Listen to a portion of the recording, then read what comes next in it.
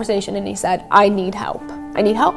He said, as soon as I get angry, he's like, the only thing I want to do is hit you. And I'm like, okay, we can get help. This is something we can start with. So he's like, okay, let's see my pastor at my church. I'm like, okay, that's a great step to just start talking about it. And other than as right after it happened, this was Hayden admitting he had a problem, and Hayden didn't do that. Hayden was not one to say, I need help. So, okay, great, we're gonna do this. So we went and seen his pastor, and I thought this was gonna be awesome, right? Well, no. We met with his pastor, and his pastor said, well, maybe if you would stop trying to control his life, he would not put his hands on you. So I am taken back, and this is the most I've ever been defeated. I'm like, how do you not feel like everything's your fault when everyone is telling you it's you? So now I'm trying to figure out ways that I can fix myself, because what am I doing? What am I doing that's making him want to hit me?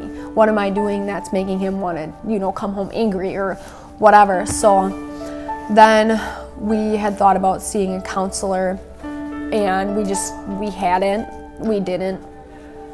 And then it was July 2nd, 2017 was the day I left him.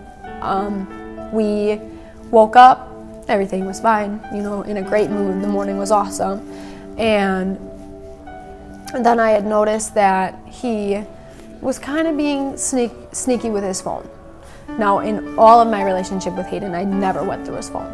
I'm not that. I don't like doing that. But every time I would come in the room under the pillow. Well, he went to feed Riley, threw it on the clothes in the corner. So I'm like, all right, I'm gonna look at it. That's what I'm gonna do. So he was getting our daughter a bottle, and I was going to take a shower to get ready for work.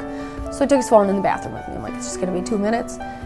I had not even had the phone unlocked before he was in that bathroom.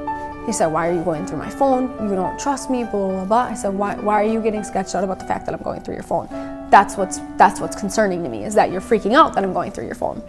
So he ripped the phone out of my hands and continued to yell at me. And then he said, here, you want to go through my phone? Go through my phone. And he chucked it literally at me. He threw it at my stomach so hard that I had his charging port bruised into my stomach. And then he was like, here, look at yours too. And because I was on the floor, because that pain, I dropped to the floor. So he said, here, look at yours too. And he grabbed it and he chucked that one at me too. So I had that one bruised on the other side of my stomach.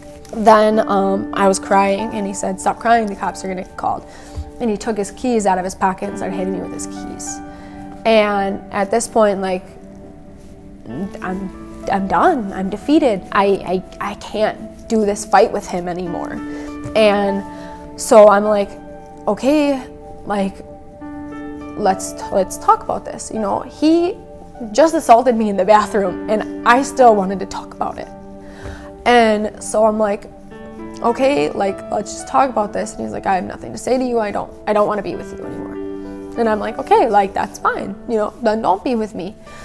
And then I said something that made him very, very angry. And he started strangling me backwards on our couch. Like, my back was bent over right here. And he had my entire body held down with his legs, and his elbows had my arms out. So I couldn't move. And I started to, like, black out. And I just remember, like, looking up, like, in his eyes, and he was looking me right in the eyes.